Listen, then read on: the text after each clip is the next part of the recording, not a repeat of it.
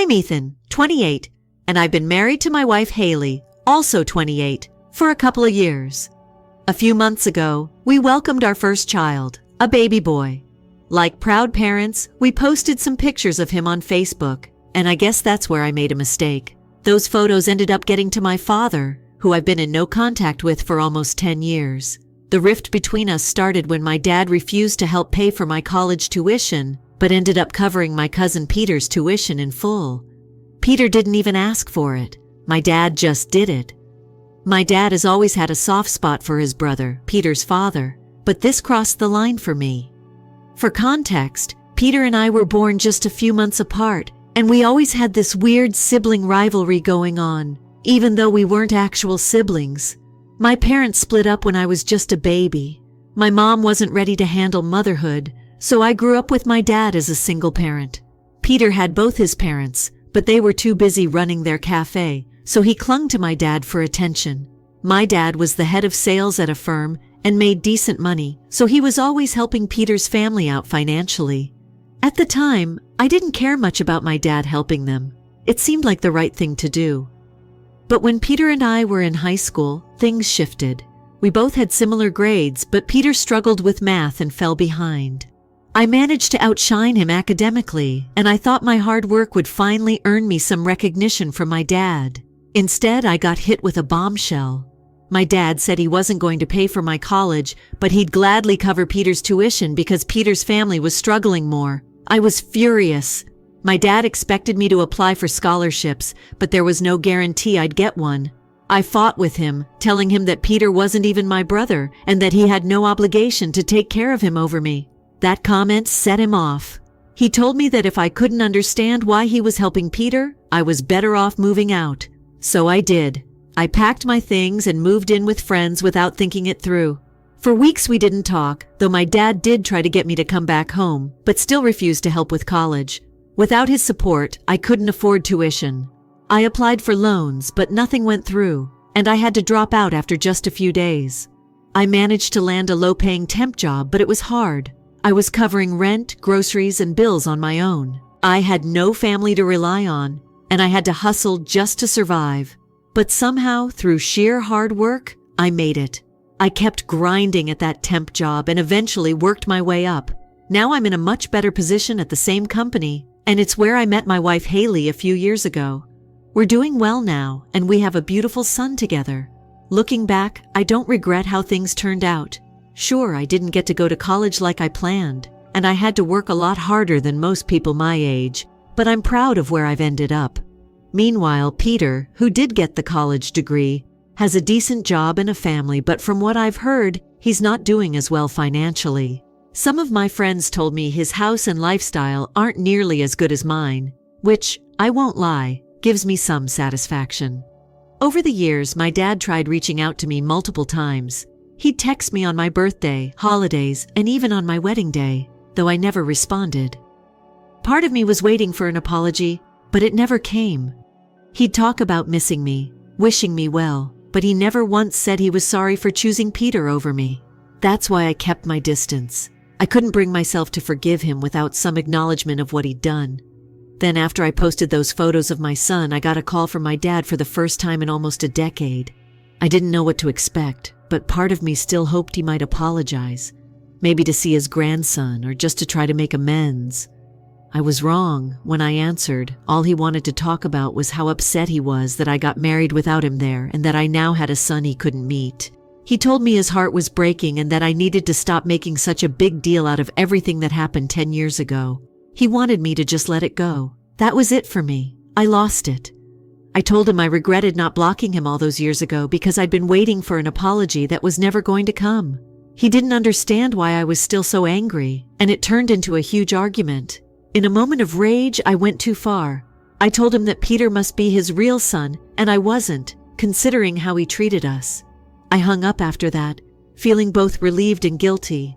Later, I got a message from my aunt, Peter's mom, saying that what I'd said was unforgivable. Apparently, my comment about Peter being my dad's real son had hurt her, my dad, and my uncle, and they all demanded an apology from me. Now I'm stuck. I don't know what to say. Part of me feels bad for dragging my aunt into this because, out of everyone, she was always nice to me growing up. She never pitted Peter and me against each other like everyone else did. But at the same time, I don't regret calling my dad out. I've held on to this anger for so long, and I finally said what I needed to say. Haley thinks I should apologize to my aunt, at least, since she wasn't really involved. But I still feel like my dad is the one who caused all of this in the first place by refusing to own up to his mistakes. Now I have no idea how to move forward. I spent almost a week sitting on that text from my aunt, unsure of what to do. On one hand, I knew I'd gone too far with the whole "Peter is my dad's real son" thing. I had been angry, but I wasn't thinking straight. My aunt had always been decent to me, and I really didn't want to hurt her. On the other hand, I was still furious at my dad for dragging her and my uncle into a private conversation between the two of us. Why did he have to involve them? After talking it over with Haley some more, I decided to go ahead and apologize to my aunt. It felt like the right thing to do, especially since she was the only person in my dad's circle who had ever treated me fairly growing up. So I sent her a text. I apologized for what I said about Peter being my dad's son, and explained that I was angry at my father, not at her or my uncle.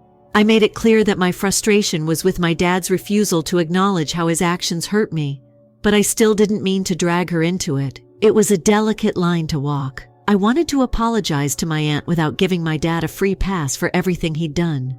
Haley thought it was a good move, a sincere apology to the one person who deserved it, without giving in to the rest of them. I didn't owe my dad or my uncle anything, and I wasn't about to let them guilt me into apologizing for speaking my truth. To be honest, I wasn't sure what to expect from my aunt's reply. But a few days later, she responded, saying she appreciated my apology. She said she understood where I was coming from, and that she forgave me for what I'd said. But then she added that my dad and my uncle were still upset and expected an apology from me too. That part annoyed me. It was like they just couldn't let it go. I replied to her as kindly as I could, telling her that while I was sorry for hurting her, I wasn't going to apologize to my dad or uncle. They were the ones who had treated me unfairly for years, and I wasn't going to back down now. I told her flat out that I didn't care what my dad or uncle felt anymore, and that if they were mad at me, that was their problem to deal with, not mine. My aunt seemed a little frustrated by my response, but I didn't care. I was done trying to please people who had never cared about me. I told her that I had a family now, and my priority was Haley and our son, not them. If they were upset, they'd just have to deal with it because I wasn't going to waste any more energy on them. I thought that would be the end of it. I figured I'd apologize to the one person who deserved it and washed my hands of the rest. But of course, things didn't end there. A few days later, Peter posted a long rant on Facebook about how I had disrespected his parents and how I was just jealous of him because he was favored by my dad. He went on about how I needed to apologize not just to my aunt, but to him, his dad, and my father for everything I'd said. I couldn't believe it. Here he was, putting our private family drama on full display for everyone to see, just to make himself look like the victim. It was ridiculous. I had always known that Peter thrived on attention, but this was a new low. He was trying to make me out to be the bad guy, and I could tell he was loving every second of it. My first instinct was to respond, to call him out publicly for twisting the story and acting like I was the only one in the wrong. I wanted to lay out everything, the favoritism, the college situation, all of it. But Haley stopped me. She reminded me that engaging with him would only make things worse. He wanted me to get into a public fight so he could keep playing the victim, and if I took the bait, it would turn into a full-blown drama fest. So instead of commenting on his post, I did something that felt even better. I ignored it. I didn't say a word. I didn't give him the satisfaction of a response. I just blocked him, plain and simple. And honestly, that felt amazing. By refusing to engage, I was taking back control. I wasn't going to be pulled into his petty games, and I wasn't going to let him drag me down to his level. Haley agreed that staying silent was the smartest move. Peter could rant all he wanted, but I wasn't going to give him any more of my attention. A couple of days later, I found out through mutual friends that Peter had taken the post down. Apparently, some of my friends had commented on his post, backing me up and telling him to stop. They'd hinted that if he didn't, they'd start sharing the real story, which would paint him and my dad in a much less flattering light. I guess he didn't want that, so he quietly deleted the whole thing. I was relieved that it was over, but I wasn't surprised when Peter tried to stir up trouble again. He started messaging some of my friends privately, telling them they were on the wrong side of history for supporting me. It was absurd. He acted like this stupid family feud was some kind of epic battle that would be remembered for generations.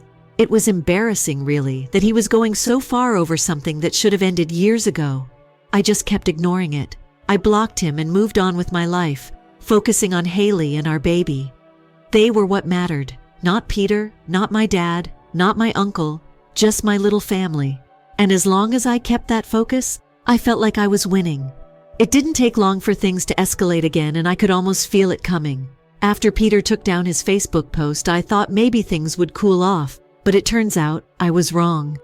A few weeks later, I got an email from my uncle, the one person who hadn't reached out to me yet. I wasn't expecting anything from him, but when I saw his name pop up in my inbox, I had a gut feeling that it wasn't going to be good. I debated for a while before opening it, but Haley convinced me to read it. She thought maybe it would offer some closure, or at least give me a better understanding of what was going on behind the scenes. So I opened it, and what I found inside was, well, it was insane.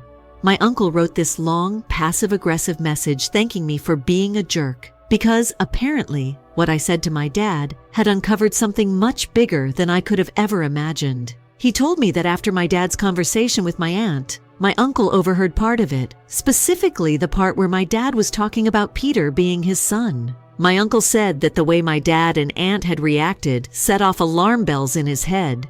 Something didn't sit right with him, so he decided to dig deeper. That's when things got wild. My uncle tracked down my mom, a woman I hadn't spoken to in years, and asked her if she knew anything about what I had said. It took him some time to find her, but when he did, she spilled everything. She confirmed what I had only suspected in my anger. Peter is my dad's biological son. Yeah, you read that right. My aunt and my dad had an affair all those years ago, and Peter is the result of that affair. I wasn't just angry and lashing out when I made that comment about Peter being my dad's real son. I had unknowingly hit the nail right on the head. The truth was finally out, and it explained everything. My mom apparently knew about the affair back when it happened. She told my uncle that my dad's cheating had been the final straw for her. She wasn't ready to be a mother anyway, but discovering that my dad had been unfaithful gave her the perfect excuse to leave. That's also why she didn't have to pay child support or fight over a custody settlement. Everything was handled quietly because she wanted to distance herself from the whole mess. I couldn't believe what I was reading. The one thing that had given me some comfort all these years, that Peter and I weren't really related, was now gone. He was my half-brother.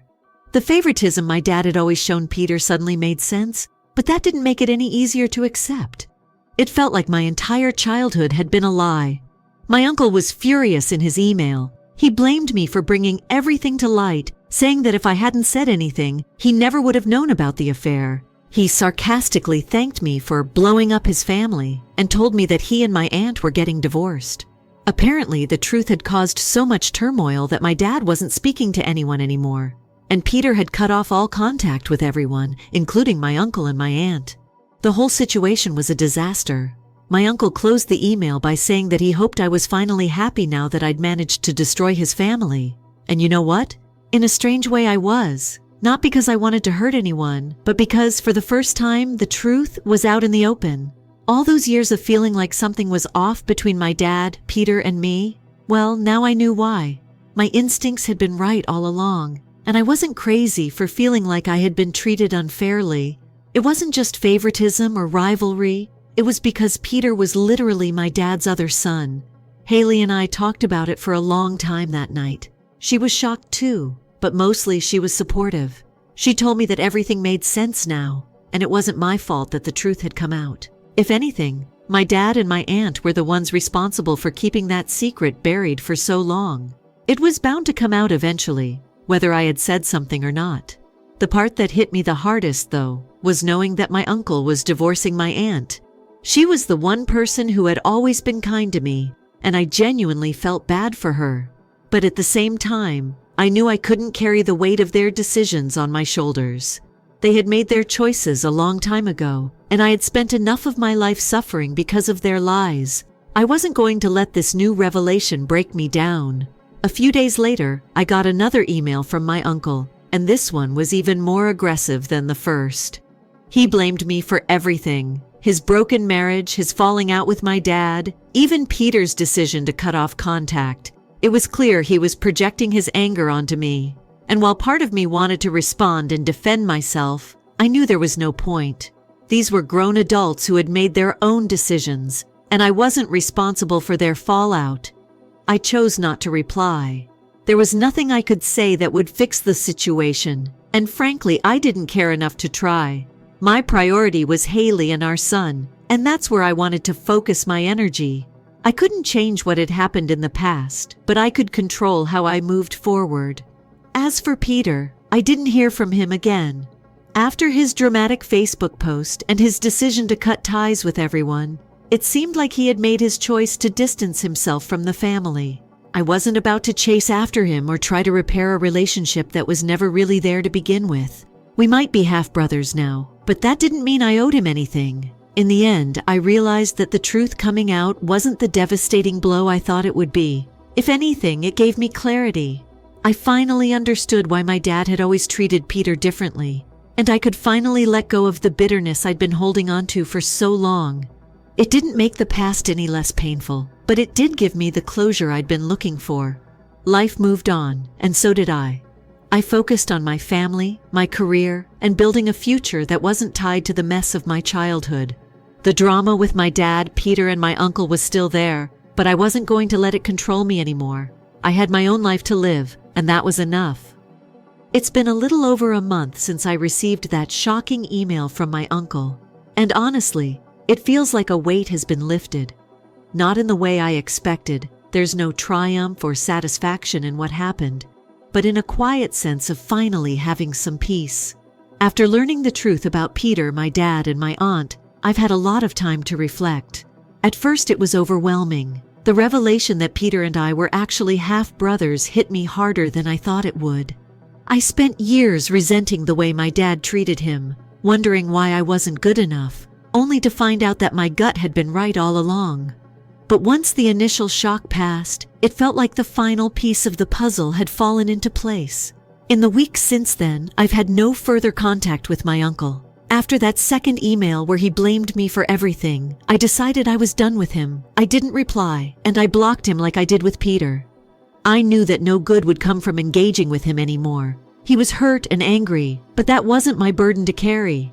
If anything, his anger was misplaced. He should have been directing it at my dad and aunt, the ones who betrayed him, not at me. Haley has been a rock through all of this. We've spent so many nights talking about everything, unpacking the emotions that came with this twisted family drama.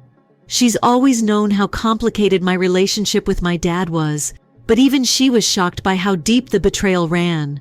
Still, she's been nothing but supportive, and that's helped me stay grounded through it all.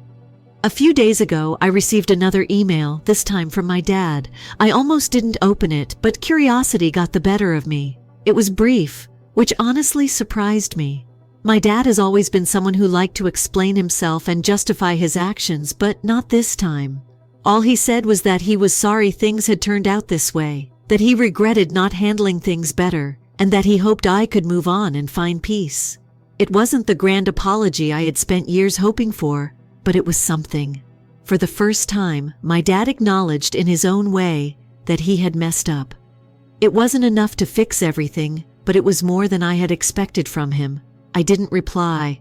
I don't know if I ever will. Maybe it's better this way, letting that be the last word between us. As for Peter, he's gone completely off the radar. I heard through a mutual friend that he's moved out of state and cut off contact with everyone in the family. It's strange knowing that after all the competition and rivalry growing up, we've both ended up in similar places, separate from our father, trying to build lives of our own. I don't know if he'll ever reach out again, and honestly, I'm not sure if I want him to. The truth is, I've come to terms with the fact that we were never meant to have a brotherly bond. Blood or no blood, the damage was done years ago, and I finally accepted that. The strangest part about all of this is that I feel lighter now. There's no more lingering question in the back of my mind, no more wondering why my dad treated me the way he did. I know now, and I've made peace with it.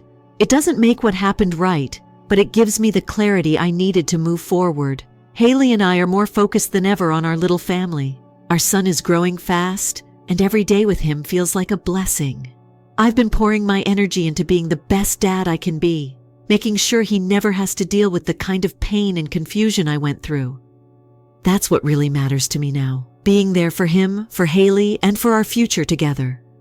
I've learned that holding on to resentment only weighs you down, and while it took me years to realize it, I'm finally ready to let go. My relationship with my dad is broken beyond repair, but that doesn't mean I have to carry that hurt with me forever. I can forgive, not because he deserves it, but because I deserve peace. The same goes for Peter. We're half-brothers, yes, but I don't need to rebuild that connection. I found my family in Haley and our son, and that's enough for me. I'm done looking for validation from people who never cared to give it. I've built a good life, and I'm proud of the man I've become, despite everything that was thrown my way. In the end, I think that's what my journey has been about, finding peace in the life I've created for myself rather than in the one I was born into. My past will always be a part of me, but it doesn't define me. I'm in control of my own story now, and for the first time in a long time, I'm writing it the way I want. As for my dad, my uncle, and Peter, they'll have to deal with their own choices. Maybe they'll find peace, maybe they won't, but I know one thing for sure. I've finally found mine.